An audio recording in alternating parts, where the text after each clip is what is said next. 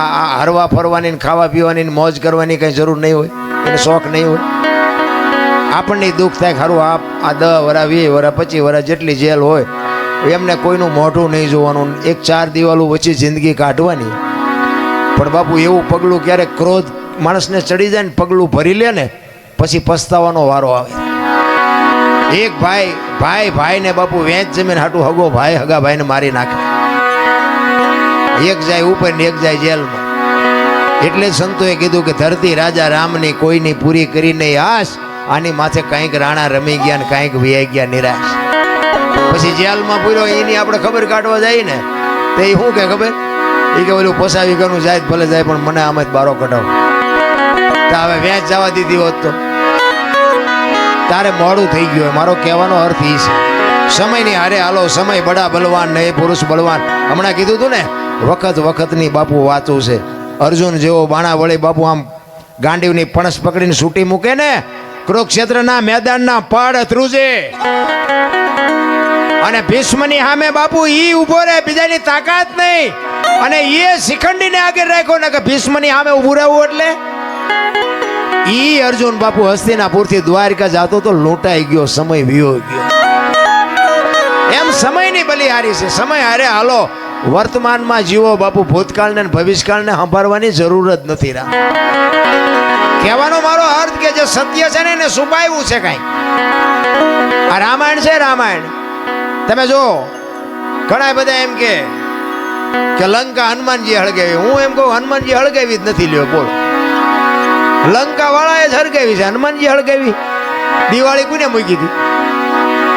ઓલો બચવા હાટું માણા ભાગા ભાગ આપણને કોઈ હળગાવે ભાગા ભાગ ન કર્યું.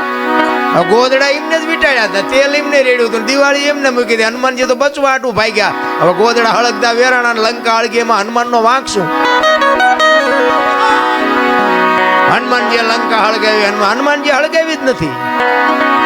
અને આખી દુનિયાને ખબર છે પાકું કોઈ કરતું જ નથી. બીજી વાત તમને કરું કે સીતાજી જનક મહારાજની દીકરી મિથિલા નરેશ હવે શિવ ધનુષનું ઘોડો કરીને ફરતા હતા. અને પછી જનક મહારાજ જોઈ ગયા કે હવે આ શિવ ધનુષને મારી દીકરી જો ઘોડો કરીને ફરતી હોય તો આના મૂર્તિયા હાટું શું? આના માટે મૂર્તિઓ મારે કેવો ગોતું? એટલે પછી સંયમવર રચવાનું નક્કી કર્યું કે આ ધનુષને જે ભાંગે એને મારી દીકરી વરમાળા પહેરાવે. હવે ઈ સંયમવર રચ્યો ને એમાં કે રાવણ હતો એવું કહે છે. હાચું ખોટું મારો રામ જાણે હો. ઈ રાવણ થી કે ચોખા જેટલું ધનુષ હેલ્યું નહોતું.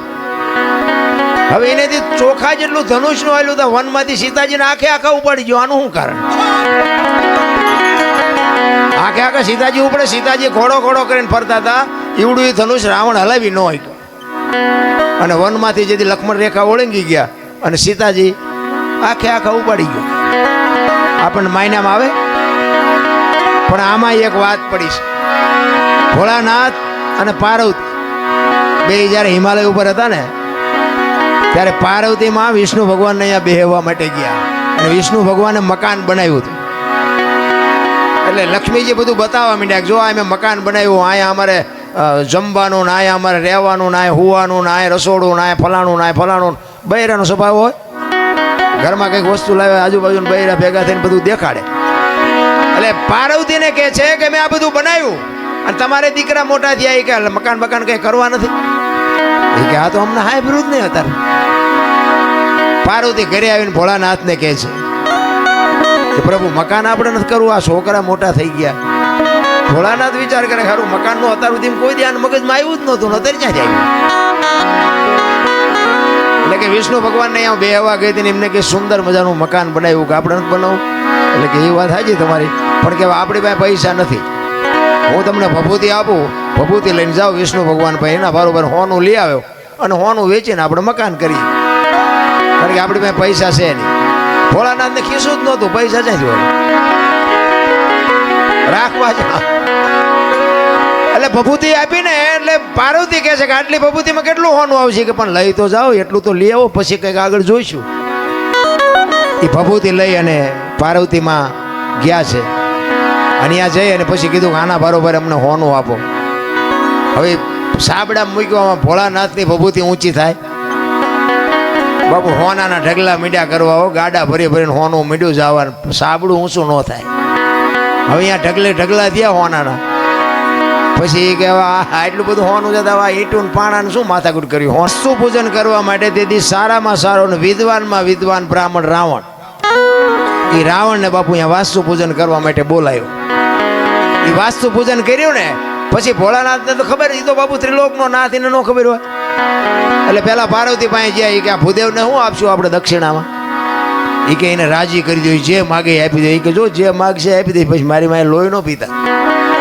કારણ કે હવે આપણે એક પ્લાસ્ટર કર્યું હોય તો બૈરું રાજીનો રેડ થઈ જાય, બદલે આખું હોનાનું મકાન એટલે બૈરું રાજી કેટલું હોય. એ કે એને જે જોઈએ આપી દો, પણ એનું મન છે જ નહોતું ભાઈ. એ કે વાંધો નહીં. અહીંયા ગયા, રાવણને કીધું ભૂદેવ બોલો હું આપું? કે જે આપવું એ આપો ને. કે ના તમે માગો એ આજ આપવું છે. એ કે આવું મારે એક મકાન જોયું છે. ભોળાનાથ કે તથાસ્તુ. પાર્વતી પાસે આવ્યા. એ કે હાલો કે ચિંપા કે મહણિયામાં. એ કે કાં? એ કે આ ભોળા મેં બામણને આપી દીધું દક્ષિણામાં. એ કે હું કામ આપ્યું? એ કે કકડાટ ન કરશો, તમને પહેલા પૂછીને ગયો તો કે માગે એ આપી દઈશ. અને પછી બાપુ પાર્વતી ગયા અહીંયા રાવણની પાસે. અને રાવણ પાસે જઈને બાપુ પાર્વતી કહે છે કે ભૂદેવ માંડ મકાન બનાવ્યું, તમે લઈ લીધું ને? લઈ લ્યો, પણ આ મકાનને જો એક દી ભડકે ન બાળું તો હું શક્તિ નહીં લખવું, અહીંયા લખી લેજો. આ સીતાજીને બાપુ અહીંયા જવાનું જ હતું. નકર સીતાજીની બાપુ એની સામે દ્રષ્ટિ પડે ને તો રાવણની રાખ બાપુ આ ધરતી ઉપર ન પડે, રાખ ઉડી જાય. ઈ દીકરી હતી સીતાજીને. તમે શું માનો છો? એની તાકાત જ નથી કે રાવણ એની સામે દ્રષ્ટિ કરે. અને રાવણે બાપુ સીતાજીને ઉપાડ્યા ને તારે માં કહીને ઉપાડ્યા છે કે માં તું આવ્યો ને તો મારો બાપ આવે, અને એ મને મારે ને તો મને મુક્તિ મળે, અને અહીંયા આવે ને તો મારી લંકા પવિત્ર થાય. બાપુ રાવણ જેવો તેવો નહોતો. ચાર વેદ જેના મોઢે હોય, 9 ગ્રહ જેને ઢોલીએ બાંધ્યા હોય, પવન પાણી ભરે વાસીદું કરે, ગણે ગાયું ચારે, રવિ રસોઈ બનાવે, શિવ જેનો ભંડારી હોય, યમના દૂત બાપુ એને રજા લેવા આવવું પડે કે અમે એનો જીવ લેવા જઈએ છીએ. 14 ચોકડીનું રાજ કર્યું રાવણે. સતયુગ, દ્વાપર, ત્રેતા ને કળિયુગ, 4 યુગની એક ચોકડી થાય. 14 ચોકું ને 56 યુગ સુધી આ ધરતી ઉપર રાવણ રહ્યો છે, એવું કહે છે સંત. કેટલું એનું તપોબળ છે, કેટલો વિદ્વાન છે. અને રામને બાપુ ઠેઠ ત્યાં સુધી થકો થયો તો બાપુ એનું ભજન તો કઈક હશે ને. પણ આપણને છે ને કઈ આમાં સમજાતું જ નથી. આપણે મને તો એમ થાય કે ચારે બાજુ કથાયું વંચાય છે, ધૂનું બોલાય છે, ભજન થાય છે, માતાજીના માંડવા થાય ને, હવન થાય ને, પ્રતિષ્ઠાયું થાય ને, મંદિર થાય, તો બગાડ કાં નથી ઉભો રહેતો? વિચારવા જેવું તો છે ભલામણા. કઈ આપણા ગઢ આવું કઈ કરી જ નહોતા શકતા. તો આ ચોરી ને લૂંટપાટ ને મારી નાખવાને, તોડી નાખવાને, અત્યાચાર ને ગમે એની દીકરી ઉપાડી જાવી, આ બધું તમે જોવો તો ખરા કેટલું બધું અંધારું હાલ્યું જાય. તો આ કથા એવું વંચાય છે ખોટું છે? એ કેમ કેવું ખોટું છે? હવે આમાં માણસના જીવનમાં જો ઉતરે નહીં આ વાત તો આ કથામાં ફાયદો કોને? મંડપ વાળાને, સાઉન્ડ વાળાને, સાજિંદાને, અમારા જેવા કલાકારને, રસોઈયો હોય એને, બાકી કોને ફાયદો?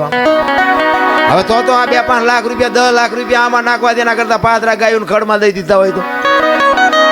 ગામો ગામ કથાયું વંચાય, ગામો ગામ. અમારે તો રોજ ફોન આવે કે અમારે પ્રોગ્રામ રાખો, અમારે રાખો. અમે પછી કહી દે કે આટલા થાય છે, કથાયું કરો જે કરો એ. અરે બધું ડીંગો ડીંગ હાલે ભલામણ. મને એમ થાય કે આ ખોટું છે એવું નથી કહેતો, પણ બગાડ અટકવો જોવે બાપુ. જો આ સત્ય હોય અને કાં ઓલા કહે ને કે કાં તો ઓલામાં ફેર ને કાં તો ઓલામાં ફેર, સત્ય હોય તો આ બાપુ દુનિયામાં કંઈક. હું એમ કહું છું કે 5000 50,000 માણા ભેગું થાય એમાં 10 તો સુધરવા જોવે કે નહીં. અમે એક જગ્યાએ આમ ગુજરાતમાં ક્યાં ગયા હતા, ગામનું નામ ભૂલાઈ ગયું. કથા એટલે અમે જોયું કે કથા છે, એમ ગાડી હાંકતો એ વખતે. એટલે અમારે થોડોક ટાઈમ હતો, કીધું હાલો ને આપણે કથામાં જઈને બેહી.